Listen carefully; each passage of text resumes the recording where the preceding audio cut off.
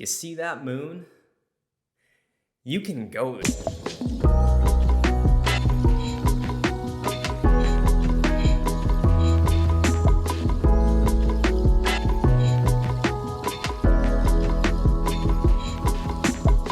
Hello, everybody. We have reached the final episode of Low Poly for this first season. And what better way to close it out than with a new type of episode, something that is entirely unscripted and celebrating the early access launch of Starfield, one of my most anticipated games of the year.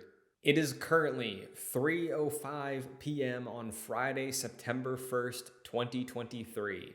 I've had access to Starfield since 8 p.m. last night, and I put 6.5 hours in so far. And probably 2 of that was just making my character. I'm very proud of that. But the big question on everybody's mind since the embargo lifted is, does it live up to the hype?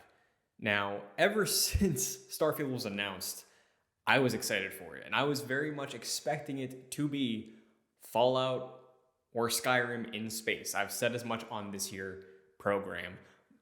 But ever since the acquisition of Bethesda by Microsoft, the standard for what Starfield had to be rose and rose and rose. Again, I did an entire episode on this season. And I am happy to say that Starfield has lived up to the expectation that I have had for it before it was the game that had to save Xbox. Now, we're not going to know what Xbox really gets out of Starfield for well after the official launch next week.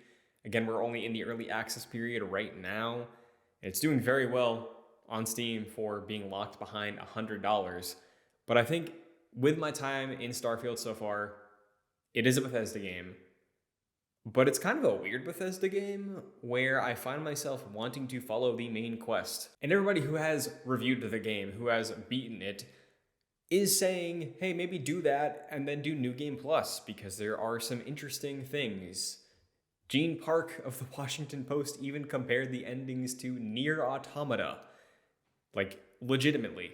So clearly there's a lot that I haven't seen in Starfield so far, and I am inclined to follow the main quest, as opposed to the past games where I kind of just leave and fuck around. Skyrim, I usually dip out of the main quest after getting Foos and talking to Ulfric Stormcloak for the first time. Fallout 4, once I got to Diamond City, I was just coasting.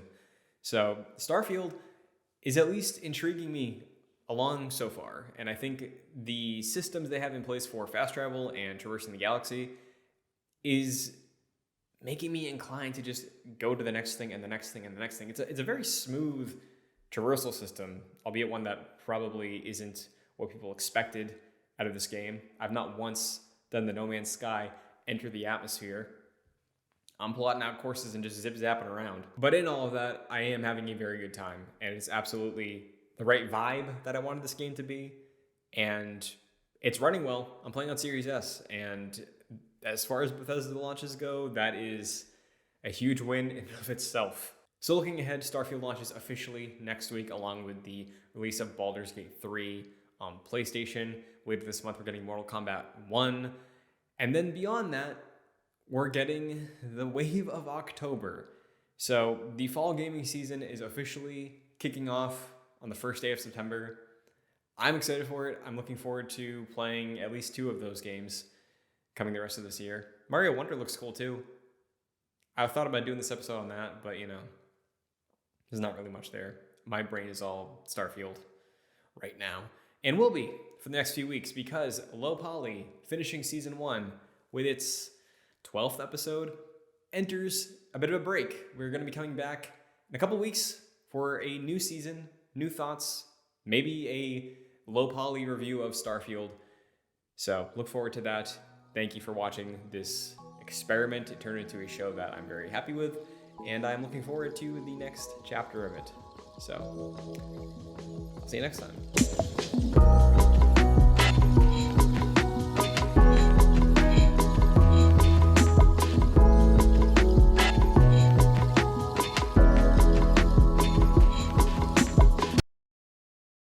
There is one more thing. Between Starfield being a game that I just want to get lost in, and I'm going to play for countless countless hours. And Destiny 2, one of my favorite games.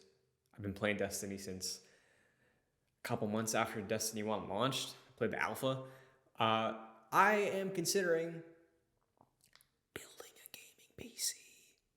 Also, PlayStation's just like completely screwing up the online subscription prices, and I can't justify that. I cannot pay $80 to play the Final Destiny expansion. I'm building a PC for that.